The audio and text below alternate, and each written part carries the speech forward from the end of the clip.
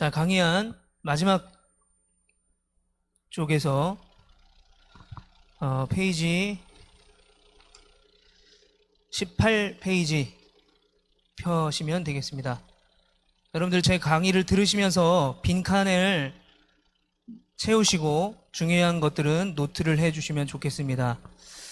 저는 김기호 목사님처럼 굉장히 전문적인 지식을 갖고 있는 사람도 아니고 또 최 목사님처럼 언변에 뛰어난 사람도 아니고 김기호 목사님처럼 그렇게 담대한 사람도 아니고 굉장히 소심하고 말도 잘 못하고 남 앞에 서면 주눅드는 그런 사람입니다. 그런데 하필 또 마지막에 제가 이 강의를 하게 돼서 또 마무리를 잘 해야지 이 교사대학이 좋았다라고 얘기를 하실 텐데 사실 걱정이긴 한데 부족한 강의 끝까지 잘 들어주셨으면 좋겠습니다. 자, 강의 제목이 뭔가요? 요셉에게 배우는 세 가지입니다.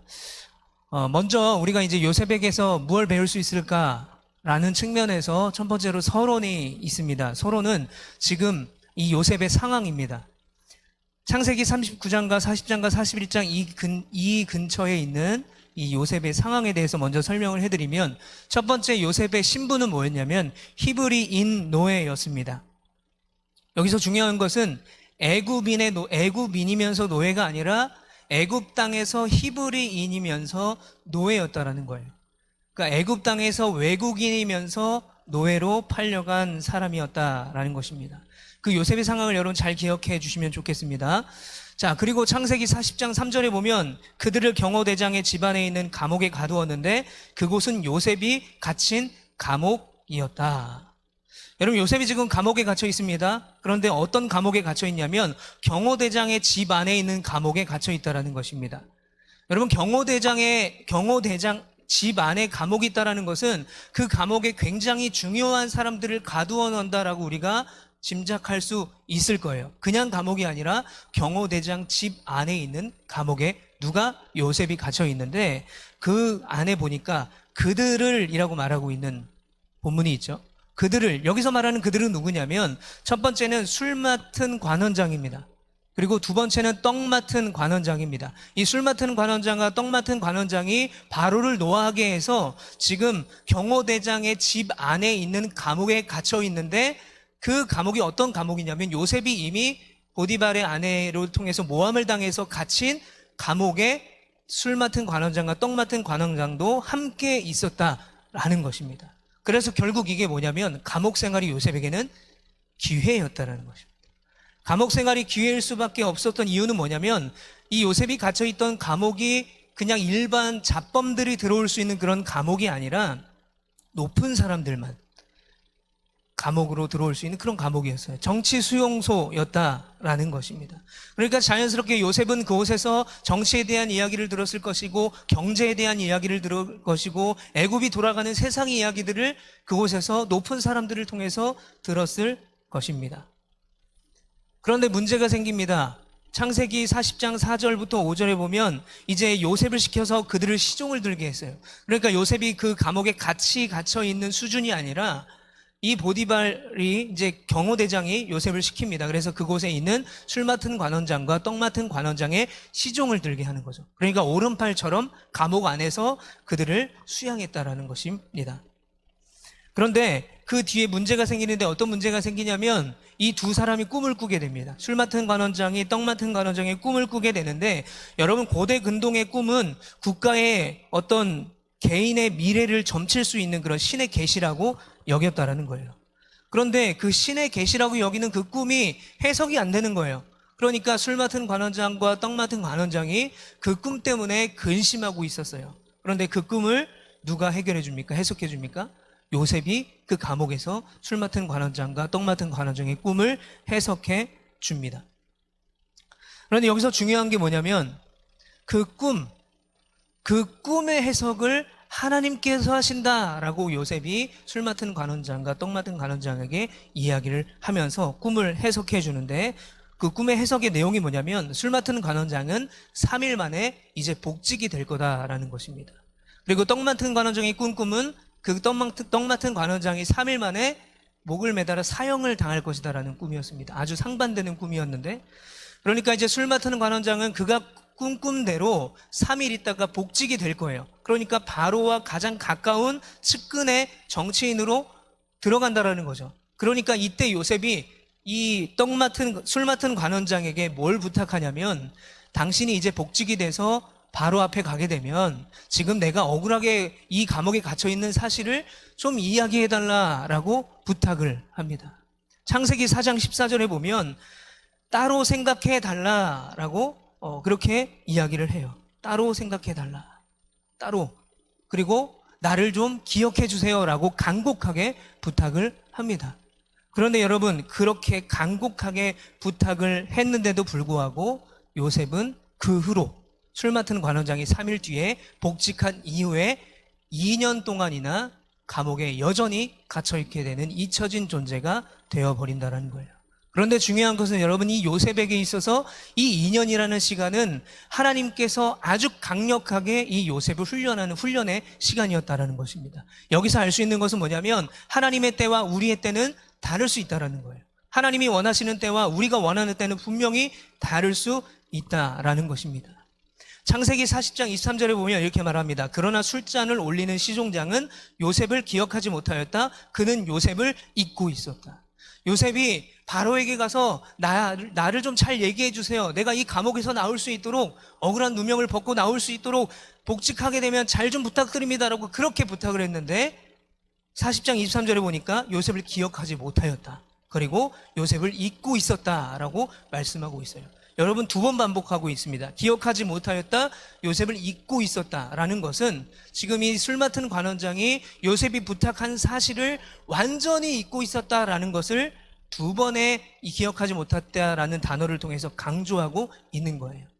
여러분, 여기서 기억하지 못하였다라는 단어를 원어로 보게 되면 이 로라는 부정어가 쓰였습니다. 여러분, 히브리어에는 2가지 부정어가 있어요. 하나는 알이고 하나는 로입니다. 그런데 여러분, 이 알이라는 부정어는 일시적인 금지를 말하는 거예요. 그런데 로라는 금지어는 영원한 금지어, 절대적인 금지를 말하는 것입니다. 그러니까 기억하지 못하였다 해서 부정어 로가 쓰인 이유는 이 요셉을 기억하지 못하는데, 술 맡은 관원장이 요셉의 부탁을 기억하지 못하는데 완전히 완벽하게 요셉의 존재를 잊어버렸다는 거예요. 하나님이 함께 하셔서 그들의 꿈을 해석해 줬는데 그 술 맡은 관원장의 꿈을 해석해서 이제는 내가 뭔가 이 감옥에서 나올 수 있겠구나라는 소망을 품었는데 요셉은 그 후로 2년이나 그냥 감옥에 썩게 되었다라는 거예요. 그런데 그렇게 감옥에 있을 때 문제가 생깁니다. 바로가 꿈을 꾸게 돼요. 여러분, 바로는 이집트에서 태양신의 아들이라고 불리는 존재였습니다. 신적인 존재였어요. 이 파라오는 많은 권력을 갖고 있었습니다. 그런데 그가 2번의 꿈을 꿨는데 그 꿈의 내용 중에 나일강이 등장하고 곡식이 등장합니다. 여러분, 나일강은 애굽 사람들이 생각하는 생명과 풍요를 상징하는 강이 나일강이에요. 그리고 곡식은 이 애굽 사람들의 주된 수입원은 농업이었습니다. 그러니까 꿈에 나일강이 나오고 곡식이 나왔다라는 것은 이 꿈이 혹시나 잘못된 꿈이라면 이 애굽에 큰 어려움이 닥칠 수도 있는 그런 꿈이었어요. 그런데 더 큰 문제는 이 바로의 꿈을 해석할 수 있는 사람이 아무도 없었다라는 것입니다. 애굽 안에는. 그런데 그때 이제 바로가 막 화가 날 거 아니에요. 자기에게 이 꿈을 꿨는데 꿈을 해석할 수 있는 사람이 아무도 없으니까 막 화를 낼 거 아니에요. 권력을 갖고 그 밑에 있는 부하들을 막 괴롭혔을 거 아니에요. 그러니까 술 맡은 관원장이 고민하다가 한 사람이 떠오르게 되는 것입니다. 누가 떠올라요? 2년 전에 내 꿈을 해석해줬던 요셉이라는 사람이 그때서야 생각이 나는 것입니다. 그래서 히브리인이었던, 그리고 노예였던 사람을 다시 그 감옥에서 꺼내서 바로의 꿈을 해석하게 합니다. 그때 요셉이 옷을 갈아입고 깨끗하게 씻고 수염을 깎고 바로 앞에 나아가고 바로 앞에 나아가서 꿈을 해석해 줍니다. 그런데 뭐라고 말하냐면 임금님께서 2번 꾸신 꿈의 내용은 다 같은 것입니다. 임금님께서 장차 하셔야 할 일을 하나님이 보여주신 것입니다 라고 말해요. 꿈의 해석을 하면서 뭐라고 말하냐면 아까 술 맡은 관원장과 떡 맡은 관원장의 꿈을 해석해 줄 때 말한 것처럼 동일한 이야기를 하는 거예요. 꿈의 해석은 누가 하신다? 하나님이 하신다라는 것을 말씀하고 있습니다. 그러면서 꿈을 해석해줘요. 이게 바로 서론입니다. 이제 본론으로 넘어가면 이제 요셉이 그렇다면 어떻게 총리가 될 수 있었을까? 그 외국인이, 그리고 노예였고 죄수였던 사람이 어떻게 이 총리가 될 수 있었을까? 자, 첫 번째로 따라해 보겠습니다. 요셉은 하나님이 함께하던 사람이었다. 요셉은 하나님과 동행했고 하나님과 함께했기 때문에 그가 히브리인이었고 노예였지만 그 애굽이라는 이방 나라에서 총리가 될 수 있었다라는 거예요. 자, 거기에 첫 번째 이유는 뭐냐면 그는 앞서 보냄받은 자였다라는 것입니다. 여러분, 이제 뭐 그 뒤에 성경의 이야기지만 이제 이 요셉이 꿈을 해석하고 또 그 해결책을 제시하고 이 앞으로 이제 7년 후에 큰 흉년이 올 텐데 그 흉년을 대비하고 곡식을 모아둘 수 있는 방법을 제시합니다. 그래서 곡식을 갖고 있었어요, 애굽은. 그런데 그 주변의 국가들은 모든 이 기근 때문에 먹을 게 하나도 없는 거예요. 그러다 보니까 가나안에 살고 있었던 이 요셉의 형제들이 애굽까지 와서 총리를 만나서 곡식을 얻으러 오게 된 거예요. 그때 드디어 이 요셉이 자기를 팔아버린 형들을 만나게 되는 거죠. 그런데 그 형들이 처음에는 알아보지 못해요. 그런데 나중에 그 총리가, 이 애굽의 총리가 요셉이라는 것을 깨닫게 되고 자기들이 그 요셉을 팔아버린 것이 두려워서, 후환을 당할까봐 두려워서 떨게 되는 거죠. 그때 요셉이 그 형제들에게 이렇게 말합니다. 그러나 이제는 걱정하지 마십시오. 자책하지도 마십시오. 형님들이 나를 이곳에 팔아 넘기긴 하였습니다만 그것은 하나님이 형님들보다 앞서서 나를 여기에 보내셔서 우리의 목숨을 살려주시려고 그렇게 하신 것입니다. 요셉이 깨달은 거예요. 내가 13년 동안 죄수로 노예로 살면서 그리고 이 애굽의 총리가 되고 나서 보니까 이 모든 것이 하나님의 계획이었구나라는 것을 깨닫게 된 거죠. 그러니까 자기를 판 형들이 막 두려워서 떨고 있으니까 그들 앞에서 걱정하지 말라는 거예요. 왜요? 당신들의 목숨을 구원하기 위해서, 살려주기 위해서 미리 하나님이 이 애굽 땅에 나를 보내셨다라는 거예요.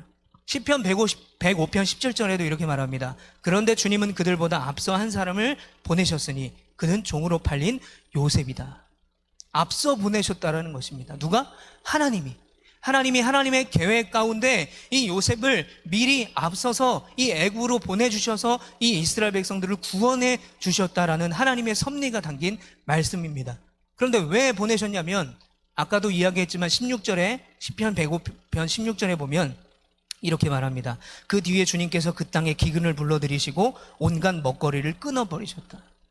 기근과 가뭄과 먹거리가 없으니까 미리 애굽에 요셉을 보내서 총리가 되게 해서 또 총리가 되게 하는 가운데 이 요셉에게 지혜를 주셔서 그 해결책을 제시했고 그 해결책을 제시한 걸 가지고 그 이스라엘 백성들이 그 곡식을 얻어서 살 수 있게 미리 하나님이 요셉을 통해서 계획하셨다는 거예요. 그러니까 여기서 또 한 번 우리가 알 수 있는 것은 하나님이 일하시는 때와 우리가 생각하는 때와 다를 수 있다는 거예요.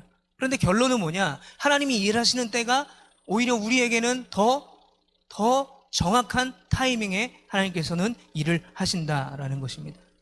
영국의 구약학 교수가 있습니다. 고든 웬함이라는 사람이 쓴 모세 오경에 보면 이렇게 말해요. 좀 어려운 말인데 들어보세요. 요셉의 이야기는 약속의 점진적인 성취를 보여주는 오경의 주제를 발전시키고 있다. 하나님이 그 이스라엘 백성들에게 약속하셨어요. 내가 너희를 땅의 바다의 모래와 같이 하늘의 별과 같이 축복하겠다라고 약속하셨잖아요. 누구를 통해서?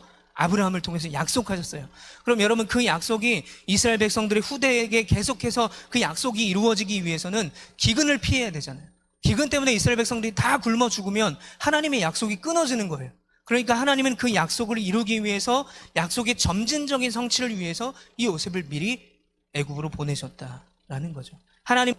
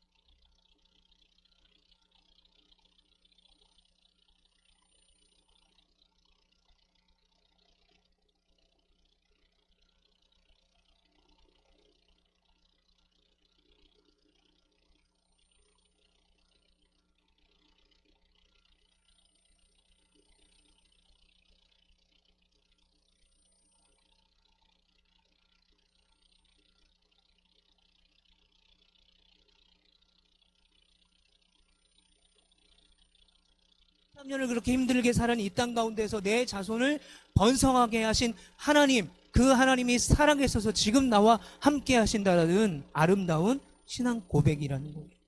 바로 이 신앙 고백을 통해서 요셉이 하나님과 함께한 사람이었다는 것을 우리는 알 수 있습니다. 자, 총리가 될 수 있었던 두 번째 이유는 뭐냐? 중요합니다. 이제부터 중요해요. 요셉은 현상을 분석하고 현장을 시찰했던 사람이라는 것입니다. 그가 총리가 되자마자 한 일은 뭐였냐면 애굽 땅을 두루 다니며 살피는 일이었다라는 거예요. 창세기 41장 45절부터 46절을 보면 요셉이 이집트 땅을 순찰하러 나섰다. 언제요? 이때가 언제냐면 온의 제사장 보디베라의 딸 아스낫과 결혼한 다음에 신혼이라는 거예요. 여러분, 신혼여행 가야 되잖아요. 신혼이면은 아내랑 잘 지내야 되잖아요. 놀아야 되잖아요. 같이 밥도 먹어야 되잖아요. 근데 요셉이 한 일은 뭐예요? 이집트 땅을 순찰했다는 거예요. 비록 내가 이방인이지만 이 요셉에게 맡겨진 그 사명을 소홀히 하지 않았다라는 것입니다. 그리고 이집트 온 땅을 두루 다니며 살폈다. 과거의 나를 노예로, 과거의 나를 죄수로 힘들게 했던 그 땅이지만 그 땅에서 나에게 준 이 총리라는 사명을 그는 최선을 다해서 현장을 시찰하고 현장에서 발로 뛰면서 그 일을 해나갔다라는 것입니다. 두 번째로는 바로의 꿈을 해석했을 뿐만 아니라 해결책을 제시했어요. 자, 어떤 해결책을 제시했냐면 창세기 41장 33절부터 36절 내용을 쭉 보게 되면 이 해석의 내용은 이렇습니다. 풍년이 드는 7년 동안 애굽 전역에서 생산되는 모든 곡식의 5분의 1을 저축하자라는 거예요. 흉년을 대비해서.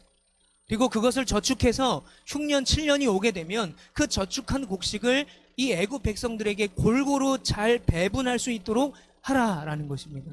그래서 그 성경 말씀에 보면 첫 번째로는 지휘자, 책임자를 도울 사람을 뽑아야 되고 또 지역별로 감독을 두어서 그 책임자를 뽑힌 사람을 돕게 하고 마지막으로 세 번째는 애굽의 모든 백성들이 소외되지 않고 확실하게 그 보급을 받을 수 있도록 해라라는 확실한 해결책이 있었다라는 것입니다.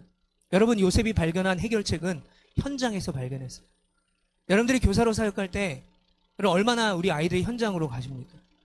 학교 앞에 가셔서 아이들을 만나고 그들의 삶의 자리에 얼마나 들어가고 계십니까? 요셉은 현장에서 그 답을 얻었다라는 거예요. 여러분, 어쩌면 우리가 아이들과 대화가 되지 않고 내가 가르친 아이들과 뭔가 소통이 되지 않으면 어쩌면 우리의 삶의 자리와 그 아이들의 삶의 자리가 다르기 때문에 발생하는 소통의 불통이라는 것을 여러분 아실 수 있어야 돼요. 현장에서 뛰셔야 됩니다. 또한 요셉은 세 번째로 총리가 될 수 있었던 이유는 부지런한 관리자였다는 거예요. 모든 일을, 주어진 일을 탁월하게 감당했습니다. 창세기 39장에 보면 보디발의 집에 종으로 노예로 팔려갔을 때 이 보디발이라는 사람이 이 노예였던 요셉에게 전권을 줘요. 전권. 그만큼 요셉을 신뢰했다라는 거예요. 노예가 사실은 청소하면서 집안일 하면서 금 하나 훔치고 목걸이 하나 훔치고 지갑 하나 훔치고 부자였기 때문에 뭐 티도 안 나는 것들 다 훔쳐갈 수 있었던 상황이었는데 요셉이 하나님 앞에서 정직하게 행동하는 사람이라는 것을 보디발이 알고 있었다는 거예요. 그래서 전권을 주고 신뢰했다라는 거예요. 그런데 그랬더니 어떤 일이 벌어지냐면 5절에 보니까 요셉에게 자기의 집안일과 그 모든 재산을 맡겨서 관리하게 한 그때부터 주님께서 요셉을 보시고 그 이집트 사람의 집에 복을 내리셨다라는 거예요. 요셉이 거기서 맡은 일을 탁월하게 열심히 하나님 앞에 정직하게 그것을 했을 때에 그 요셉이 서 있는 자리마다 하나님이 복을 내려주셨다라는 것입니다. 그래서 보디발의 집에 축복이 임했고요. 두 번째는 어떻게 탁월하게 일을 감당했냐면 이제 바로의 꿈을 해석해주고 해결책을 제시하잖아요. 뭐 이렇게 하고 저렇게 하고 하는 해결책을 제시합니다. 그리고 나서 이 요셉이 현장에서 계속 그 일을 할 수 있도록 현장에서 자기가 발로 뛰면서 일을 하는 거예요. 그러면서 창세기 41장 54절과 55절과 57절에 보면 이런 말들이 나와요. 요셉의 말과 같이 요셉에게 가서 요셉에게 이르렀으니, 뭐냐면 기근을 해결하는 모든 준비하는 작업의 중심이 바로 요셉에게 있었다는 것을 말하고 있는 것입니다. 요셉이 중심이 돼서 탁월하게 그 해결책을 가지고 직접 이 일을 했다라는 것을 우리는 알 수 있습니다. 요셉은 부지런한 관리자였는데 그는 행동으로 옮기는 사람이었다라는 거예요. 창세기 41장 38절에 보면 요셉은 이집트 땅에서 7해 동안 이어간 풍년으로 생산된 모든 먹거리를 거두어 들여 여러 성읍에 저장해 두었다. 각 성읍 근처 밭에서 나는 곡식은 각각 그 성읍에 쌓아 두었다라는 거예요. 해결책이 이런 것입니다. 이렇게 하십시오라고 말만 하고 자기는 뒤에 숨어서 그냥 편하게 있었던 게 아니에요. 해결책을 제시하고 자신이 직접 말로만 하지 않고 발로 뛰어서 일했다라는 것입니다. 여러분, 이런 게 있었기 때문에 요셉은 애굽인이 아니었고 이방인이었지만 총리가 될 수 있었다라는 거예요. 그렇다면 이제 결론입니다.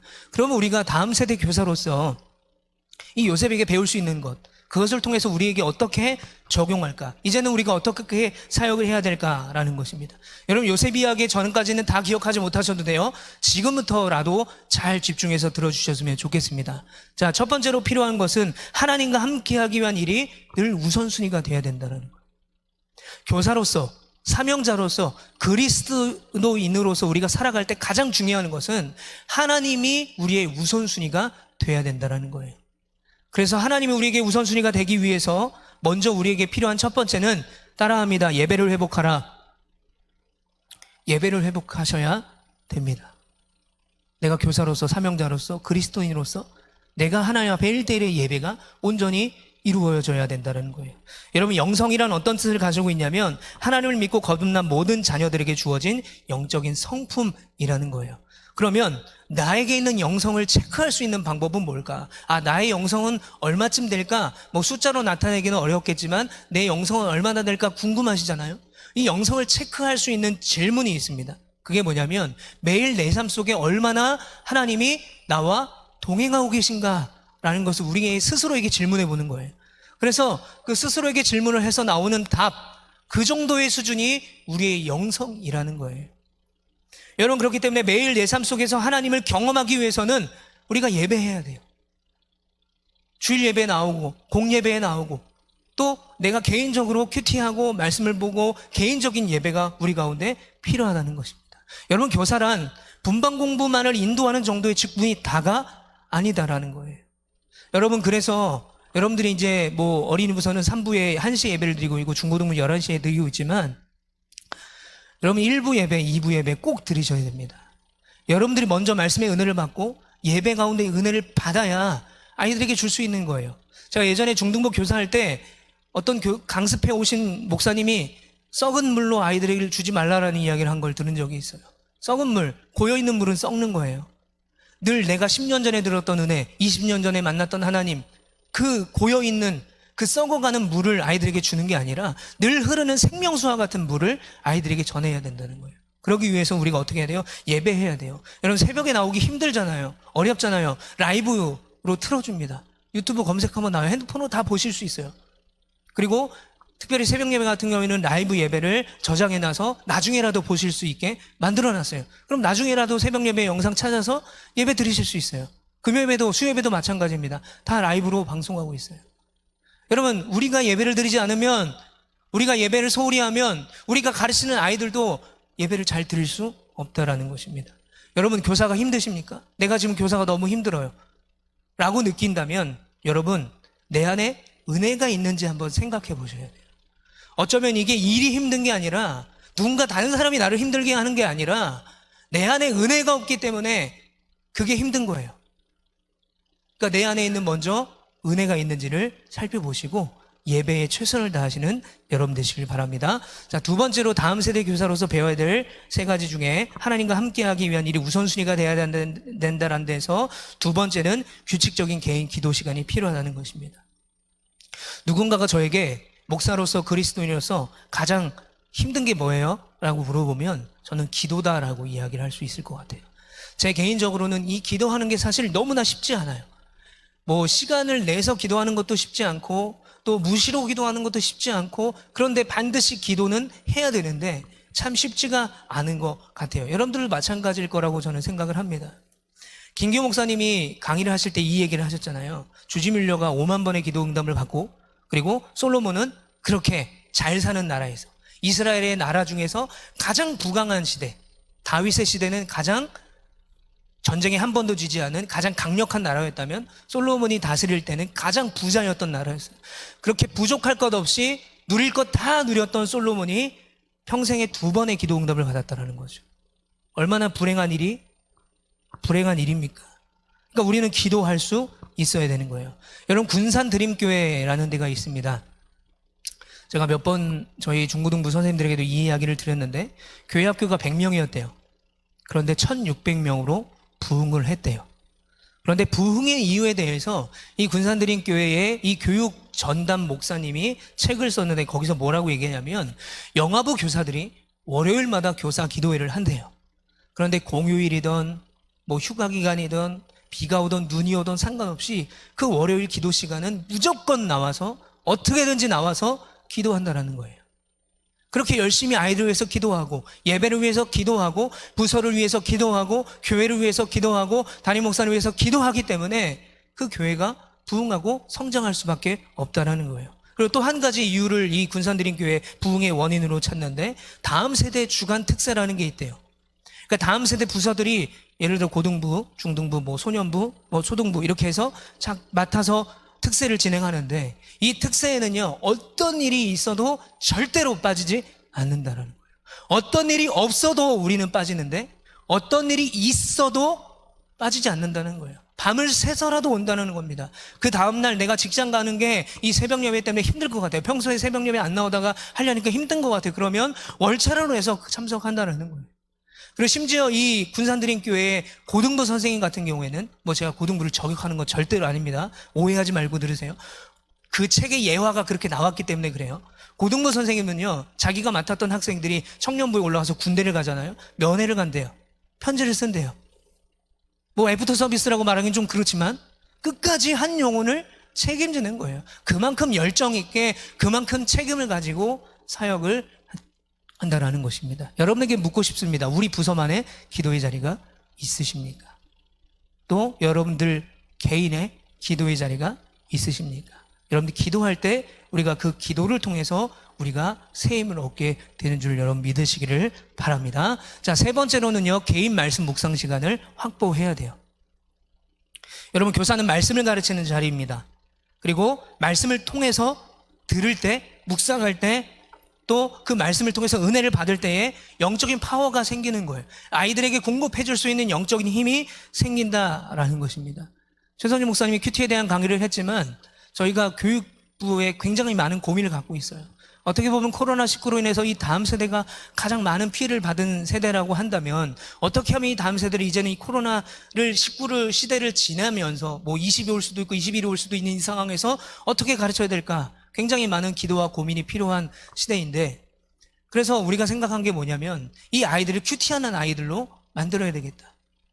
이 아이들이 하나님의 말씀을 묵상하고 그 묵상하는 말씀의 은혜를 통해서 살아가는 사람들로 만들어야 되겠다.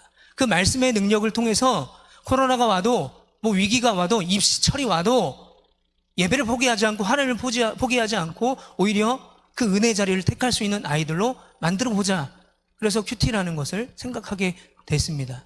그래서 앞으로 우리 모든 교육부서는 이제 똑같은 큐티 책을 가지고 똑같은 본문을 가지고 가정 예배를 드리고 할 수 있도록 그런 모든 부분들을 우리가 연구해서 제공하고자 합니다. 그러면 어떻게 돼야 돼요? 아이들이 큐티를 하려면 선생님들이 큐티를 하셔야 되잖아요.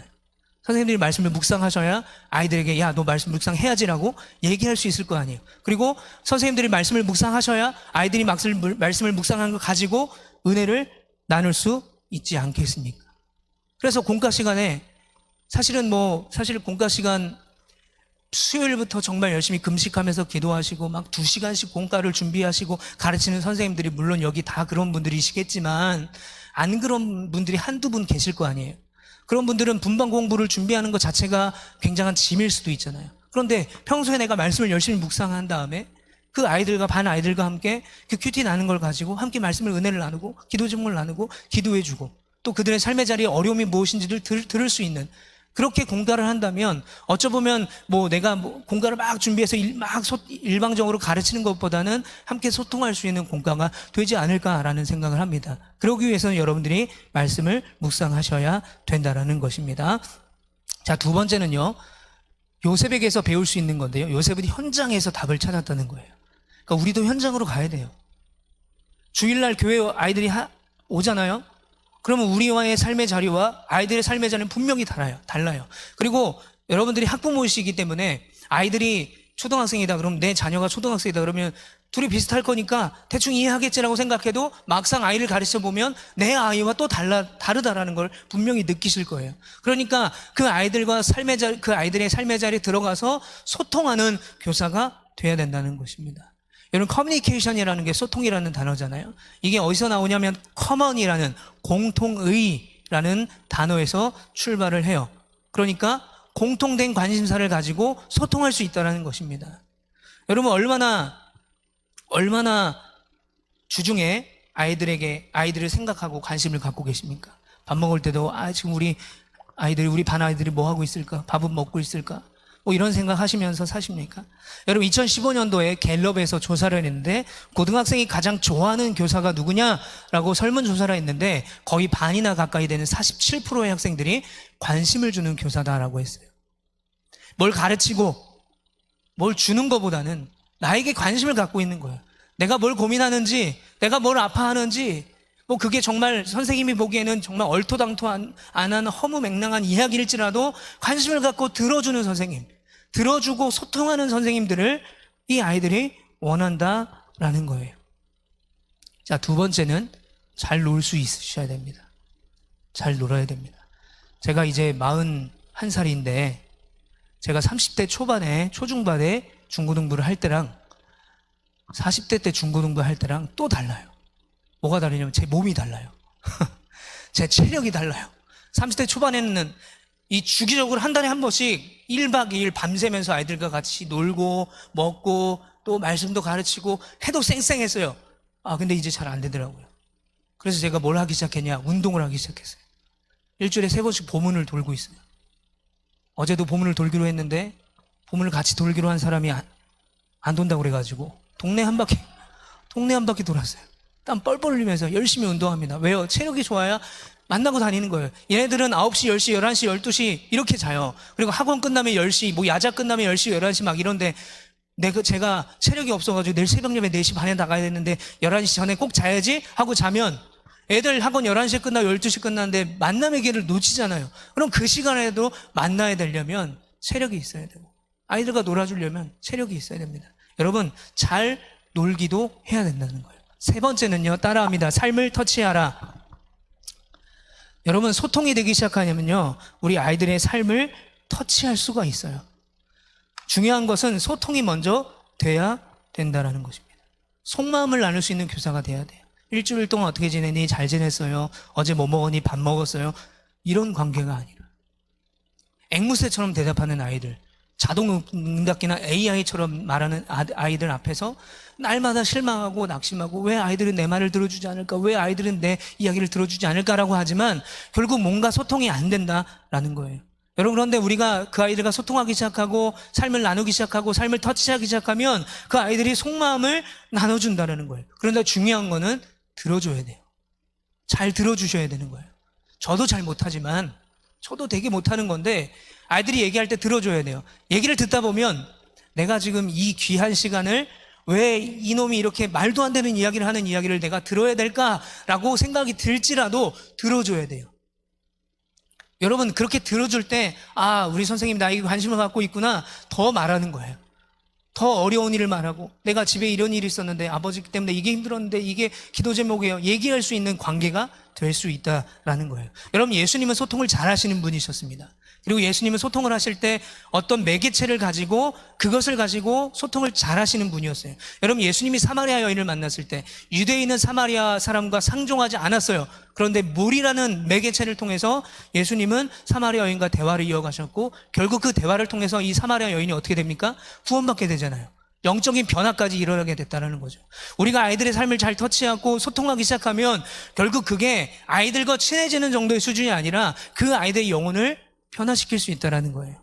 여러분, 니고데모에게 거듭남에 대해서 이야기를 하시면서 그것을 통해서 결국 니고데모에게 영적인 변화를 일으키고, 삭개오를 통해서 아무도 삭개오를 좋아하지 않고 만나주지 않았던 그 삭개오에게 내가 오늘 너희 집에 유하여겠다, 내가 너와 함께 식사하겠다라는 그 식사의 자리, 그리고 함께함을 통해서 이 삭개오가 회개하게 하고 구원받게 하고 아브라함의 이름에, 거기에 구원의 이름에 들어가게 했다라는 거예요. 결론은 영적인 변화까지 일으킬 수 있는 것, 결국은 삶을 터치할 수 있어야 된다라는 것입니다. 마지막입니다. 제가 시간을 오버하지 않으려고 열심히 달려왔는데, 다음 세대 교사로서 배워야 될 3가지 중에 마지막입니다. 최선을 다해서 한 영혼을 양육하고 사역해야 된다. 여기서 필요한 것은 기도의 헌신입니다. 사실 기도밖에 없습니다. 기도하지 않으면 하나님이 일하시지 않아요. 우리가 하는 일은요, 하나님의 일, 하나님의 역사하심, 하나님의 개입, 하나님의 함께하심이 반드시 필요한 거예요. 영적인 변화는요, 저희가 일으키는 게 아니에요. 영적인 변화는 우리가 그 영적인 변화를 할 수 있도록 도와주는 것이고, 그 아이가 영적인 변화를 일으키게 되는 것은 그 일은 하나님이 앞으로 하실 일이라는 거예요. 그럼 우리가 열심히 가르쳤다면 이제 뭐 해야 되는 거예요? 기도해야 되는 거죠. 기도해서 이 아이들이 영적인 변화를 일으킬 수 있도록, 하나님의 자녀가 될 수 있도록, 영적인 주인이 바뀔 수 있도록 기도하셔야 된다라는 것입니다. 여러분, 하워드 핸드릭스의 달라스 대학교의 교수가 이렇게 말했습니다. 가르침은 헌신이라는 거예요. 가르치는 게 어렵다라는 것입니다. 가르치는 것 자체가 헌신이라는 거예요. 그런데 여러분, 기도의 헌신은 한 영혼을 변화시키는 거예요. 가르침을 통해서도 한 사람을 변화시키겠지만, 기도를 통한 헌신을 통한 가르침은 영혼을 변화시킬 수 있다라는 것입니다. 2번째로 우리가 최선을 다해서 한 영혼을 양육하고 사역할 수 있기 위해서 필요한 것은 따라합니다. 시간으로 헌신하라. 여러분, 시간을 들이셔야 돼요. 날마다 내가 너무나 바빠서 우리 반 아이들에게 전화 한 통 할 수 없고, 또 문자 하나 할 수 없고, 톡 하나 할 수 없는 그런 상황이라면 뭔가 변화를 꽤 하셔야 돼요. 여러분, 교사 사역은요, 예배 2시간이 전부가 아니에요. 예배 시간에 아이들 예배 집중할 수 있도록 조용히 시키고 관리하고 또 분반 공부시키고 보내는 것 끝! 이게 아니라는 거예요. 교사 사역은 예배 2시간이 전부가 아닙니다. 여러분, 결석한 반 아이들에게 언제 전화하시나요? 여러분들이 전화하는 시간이 점점 뒤로 밀린다, 토요일이다, 주일 아침이다, 또는 안 한다라고 한다면 문제가 있는 것입니다. 여러분, 반 관리는요, 내 반을 잘 관리하기 위해서 필요한 것은요, 시간을 헌신해야 돼요. 시간을 들이셔야 돼요. 시간을 들여서 시간을 투자해야 돼요. 내가 열심히 시간을 들이고 뛰어야 된다라는 것입니다. 마지막 3번째입니다. 따라해 보겠습니다. 물질로 헌신하라. 네, 이 부분이 사단이 옆에서 얘기할 수 있어요. 야, 빨리 시험 받아. 빨리 시험 받아. 돈 얘기하잖아. 생각하실 수도 있을 거예요. 근데 물질로 헌신하라는 것은 뭐냐면, 모든 걸 다 교회 재정으로 하려고 하는 사람들이 있다라는 거죠. 그런데 내 주머니에서도 아이들을 위해서 뭔가를 할 수 있어야 돼요. 뭐 10,000원이든 1,000원이든 100원이든 500원의 액수가 중요한 게 아니라, 내가 기꺼이 내 반 아이를 통해, 아이를 위해서 그 아이가 필요한 것, 또는 뭐 간식을 사줄 수 있는 것이고 사탕 하나를 사줄 수 있는 것도 즐거움으로 할 수 있어야 된다는 거예요. 기꺼이 자원하는 마음으로. 여러분, 종교 개혁자들이 이렇게 이야기했다고 합니다. 진정한 회심은 주머니의 회심이다. 진정한 회개는 주머니의 회개로부터 시작된다라는 거예요. 여러분, 모 교회에 제가 이런 게 있다라는 것을 들었어요. 다음 세대 냉장고라는 게 있대요. 저 다음 세대 냉장고는 교회 카페 안에 있는데, 다음 세대 아이들은 저 냉장고에 있는, 그리고 지금은 냉장고만 있지만 냉장고 옆에 과자하고 라면 같은 거를 다 이렇게 준비해 놨대요. 아이들은 무조건 공짜로 먹을 수 있는 거예요. 우리 교회를 다니는 아이라면 공짜로 먹을 수 있어요. 그런데 저 안에 들어가는 음료나 과자나 라면은 누가 사는 거냐면 교회 성도님들이 사는 거예요. 그리고 저 냉장고랑 저거를 할 수 있는 모든 그 안에 있는 집기들은 누가 샀냐? 교사들이 물질로 헌신해서 샀대라는 거예요. 이게 다음 세대를 키우는 거예요.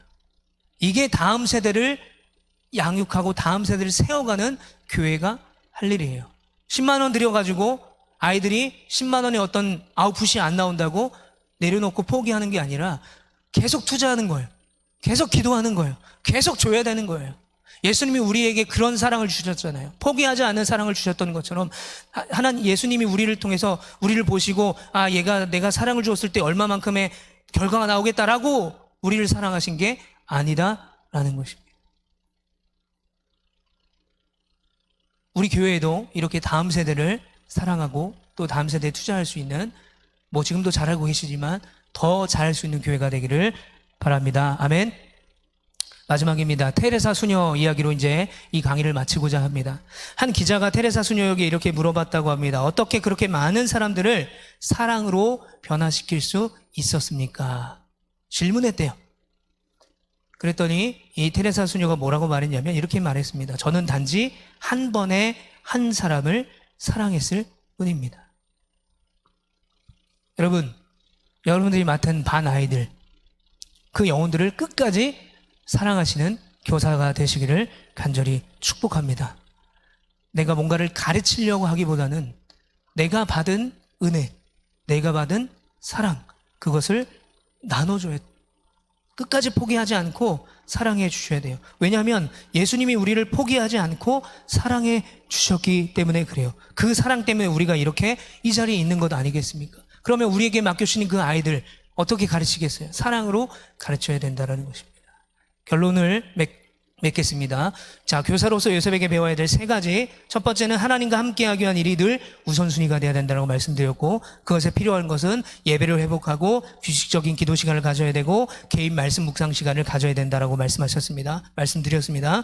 두 번째로 교회와 다음 세대 상황을 잘 분석하고 아이들이 학교 현장이나 삶의 자리에서 직접 만나고 가르치고 양육할 수 있어야 된다고 말씀드리면서 첫 번째는 소통하는 교사가 되어야 된다고 말씀드렸고, 두 번째는 잘 놀 수 있는 교사, 그리고 세 번째는 그들의 삶까지 터치할 수 있는 교사라고 말씀드렸습니다. 마지막으로 내가 맡은 학생 한 명을 내 영적인 자녀로 생각하고 최선을 다해서 사역한다, 그 일을 할 수 있는 노력을 마다하지 않는다 해서 첫 번째는 기도로 헌신해야 됩니다. 두 번째는 시간으로 헌신해야 됩니다. 마지막 세 번째로는 내 물질로 헌신해야 됩니다. 그리고 끝까지 사랑하실 때 우리 경주 중부교회 다음 세대가 정말 전망이 어둡다라고 말하는 이 다음 세대가 온전히 회복되어지고 온전한 부흥 가운데 서 있는 다음 세대가 될 줄 믿습니다. 여러분 강의한 가지고 가셔서 꼭 복습하시고 이 내용 기억하시고 여러분들 사역 현장에 잘 적용하셔서 승리할 수 있는 여러분 되시길 간절히 축복합니다. 기도하겠습니다. 사랑의 하나님 감사합니다. 오늘 요셉을 통해서 또 요셉의 상황과 또 요셉이 총리가 될 수 있던 일들을 보면서 또 그 요셉에게 배울 수 있는 또 교사로서 배울 수 있는 일들에 대해서 함께 나누었습니다. 하나님 먼저 우리 교사들이 예배를 회복하게 하시고 또 규칙적인 기도 시간을 갖게 하여 주시고 개인 말씀 묵상의 시간을 확보할 수 있도록 주님 인도하여 주시옵소서. 무엇보다 반 아이들 형식적으로 만나고 분반 공부로 인도하는 어떤 일방적인 소통이 아니라 소통하는 쌍방향으로 소통할 수 있는 교사가 될 수 있도록 인도하시고 아이들의 어떤 수준에 맞춰서 잘 맞춰주고 잘 놀 수 있고 또 그들의 영적인 부분과 삶을 터치하여서 아버지 하나님 그들과 함께 소통할 수 있는 교사가 될 수 있도록 주님 인도하시고 그 소통을 통해서 그 아이들의 영적인 변화를 일으킬 수 있는 우리 교사가 되게 하여 주시옵소서. 또한 내가 맡은 반 학생 한 명 한 명을 내 영적인 자녀로 생각하고 그들을 포기하지 않고 끝까지 양육하게 하시고 기도로 헌신하고 또 내 시간을 들여 헌신하고 내 물질을 들여 헌신하고 무엇보다 끝까지 그들을 사랑으로 포기하지 않고 잘 나오지 않는다고 전화 잘 받지 않는다고 카톡 잘 받지 않는다고 포기하는 것이 아니라 끝까지 그 아이들에게 연락하고 만나고 그 아이들을 하나님의 자녀로 삼을 수 있도록 사랑할 수 있는 우리 모든 교사들 될 수 있도록 주님 인도하여 주시옵소서.